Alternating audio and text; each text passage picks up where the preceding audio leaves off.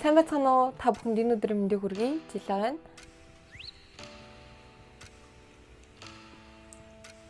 За би өнөөдөр та бүхэнд бас нэгэн шинэ босон явдлын талаар ярьж өгөх гэж байна. Тэгэд миний өнөөдрийн ярих байгаа босон явдал нь хүүхдүүд гэд киноны бодит явдал. Тэгээд тэр бодит явдлын тухай яриад өгөөч гэд нэг хүн над руу инстаграмаар чат бичсэн. Тэгээд тэр хүний хүсэлтийн дагуу тэгэд би өнөөдөр та бүхэнд энэ хүүхдүүд гэд киноны яг босон явдал нь ямар зүйл болсон бэ гэдэг талаар ярьж өгөх гэж байна.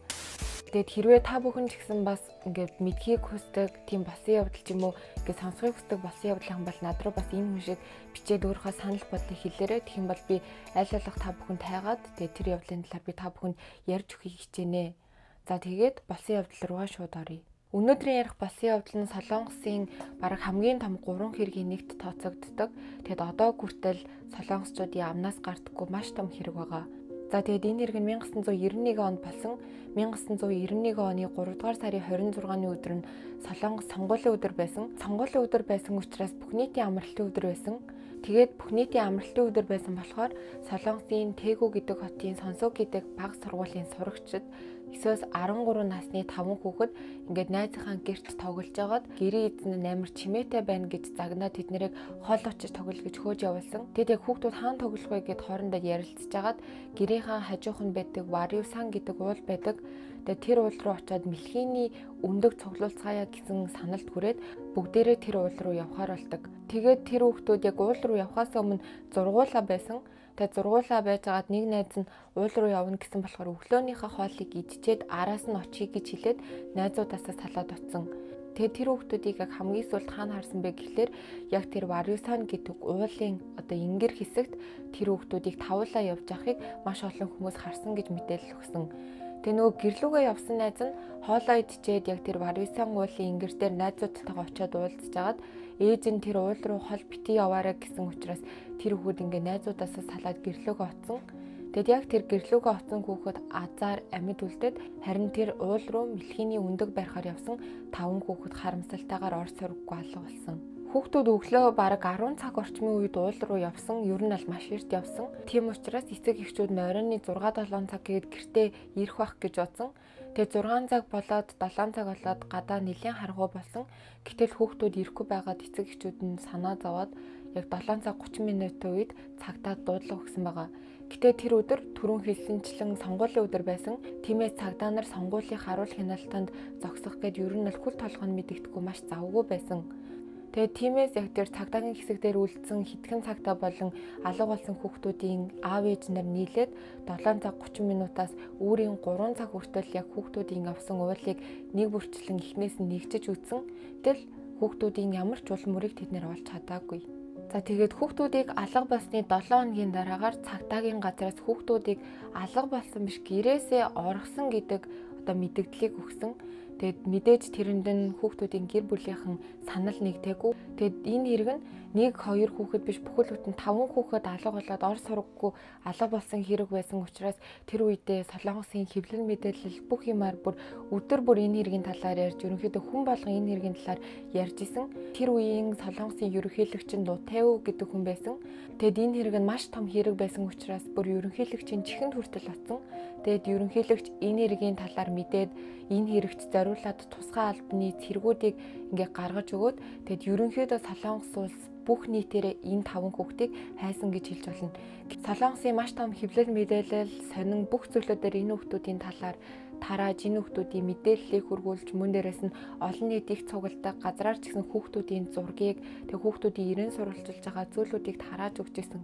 Гисэн эдийч хүүхдүүдийн талаар ямар ч улмөр ямар ч сурах чимээ байхгүй л байсан. Тэгээд хүүхдүүд алга болоод 3-4 хоногийн дараа нэг хүүхдийнх нь гэрлөө одоо дуудлага ирсэн.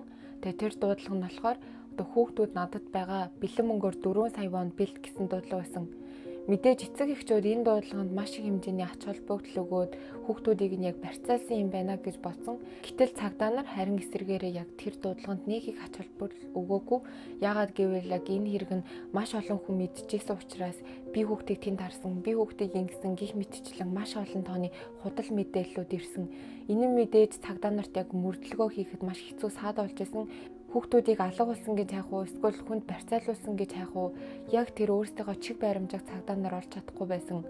Тэгэд эцэг эхчүүд нь мэдээж дуудлагын дагуу 4 сая воныг бэлдээд тухайн уул руу очсон. Тэгээд тэр уул руу очтол ямар ч хүн ирээгүй. Тэгээд цагдаа нар мэдээж энэ дуудлагыг бол хуурамч дуудлага гэж үзсэн. Тэгэд хэргийн мөрдлөг маш олон тал руу хазааж маш яривтай болж эхэлсэн. Тэгэд хүмүүсийн дунд ч гэсэн энэ хэргийн талаар маш олон ингээд цуу ярианууд гарч эхэлсэн. Тэр алга болсон 5 хүүхдийн нэг буюу Ким гэдэг хүүхдийн аав нь хүүхдээ алаад мөн хүүхдийнхаа найзуудыг алаад ууланд булсан гэх тийм цуу яриа гарсан байсан.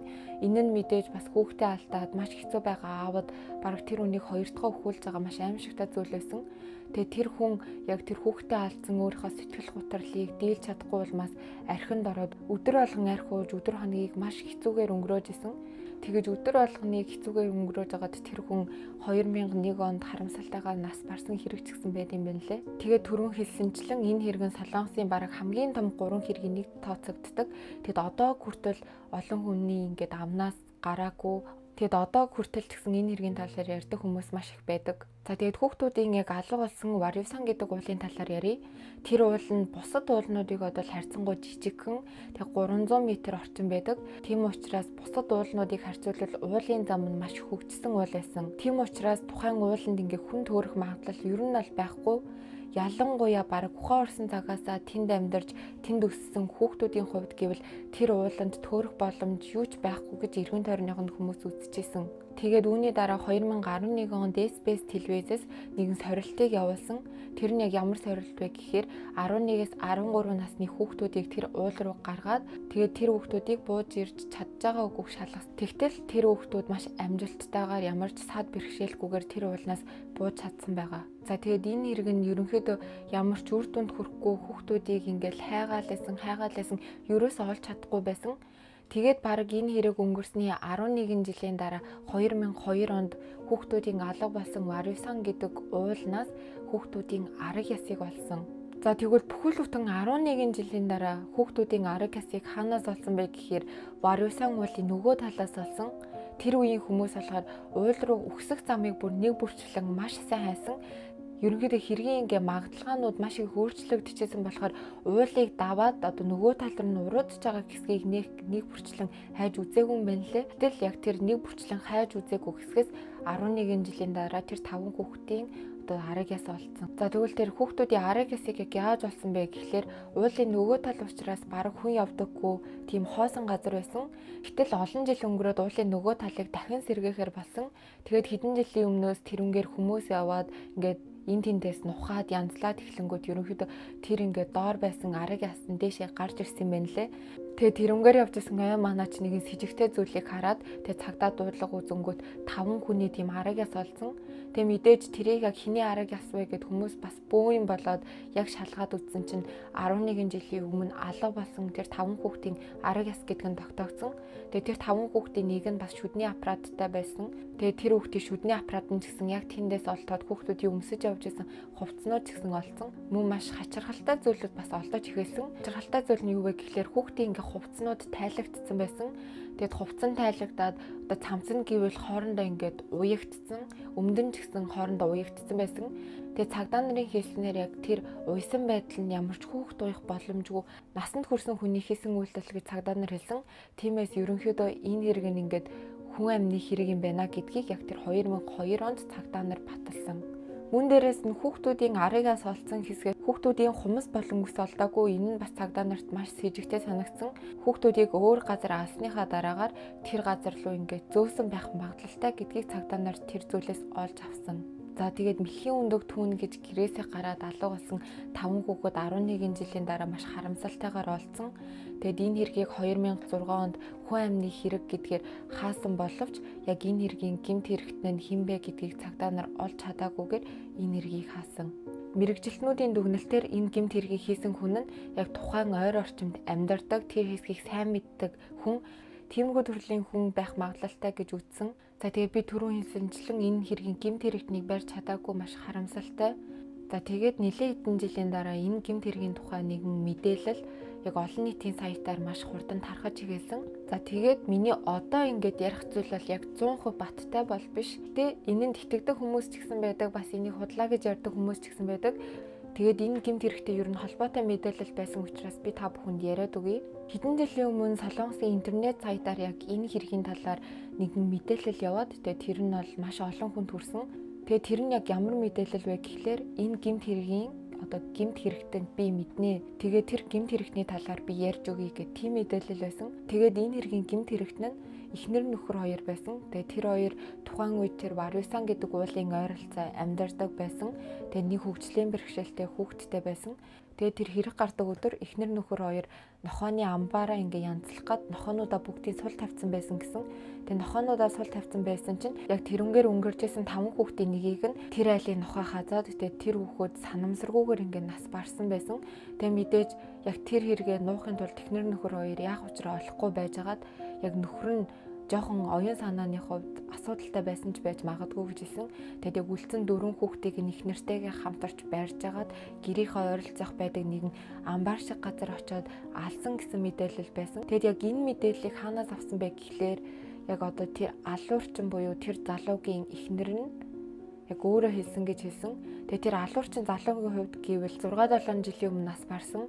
Тэгээд одоо амьд байсан ч гэсэн барыг 80-дтэй 90 хүрэх байгаа хөгшин хүн байсан гэж хэлсэн. Эхнэрийнх нь хувьд гэвэл одоо хөгшин хүмүүсийн асрамжийн газар бараг хөх өдрөө хүлээгээд өнөө маргаашгүй болсон хүн байсан гэсэн. Тэгээд тэр хүн ерөнхийдөө л амьдрах өдөр ингээд байхгүй учраас хажуудлынхаа найздаа энэ хэргийн талаар ярьсан гэж хэлсэн. Тэгээд яг үүнийг сонссон найз нь өөрийнхөө ачгуудаа энэ талаар яриад тэгээд ачгуу нь энэ хэргийн талаар мэдчихсэн учраас олон хүмүүст хүргэе гэж одоод энэ хэргийн талаар интернетэд бичсэн гэж хэлсэн. За тэгээд яг энэ хэрэг нь 100% баттай үгүйг бол би сайн мэдэхгүй. Тэг хүмүүс ч гэсэн ерөнхийдөө зарим нь үнэн, зарим нь худлаач гэж ярьд юм байна лээ. Тэгээд та бүхэн ч гэсэн энэ хэргийн талаар илүү их мэдхийг хүсвэл миний түрүүний хэлсэнчлэн Хүүхдүүд гэд киног орж үзээрэй. Тэгэх юм бол энэ хэргийн талаар арай дэлгэрэнгүй үзэж болох бах. За тэгээд өнөөдрийн басан явдал нь энэ хүрээд өндөрлөлөө. Тэгэд миний басан явдлыг дуусган үзсэн та бүхэнд маш их баярлалаа. Тэгэд миний түрүүний хэлсэнчлэн та бүхэн гэсэн ингээд яриулахыг хүсдэг ч юм уу мэдхийг хүсдэг болсон явдал тиймэрхүү зүйл байх юм бол энэ үншийг инстаграмаар над руу чат бичээд өөрийнхөө санал бодлыг хуваалцаарай. Тэгэд миний бичлэг танд таалагдвал та лайк дараад subscribe хийгээрэй. Тэгэд дараагийн бичлэг хүртэл түр баяртай.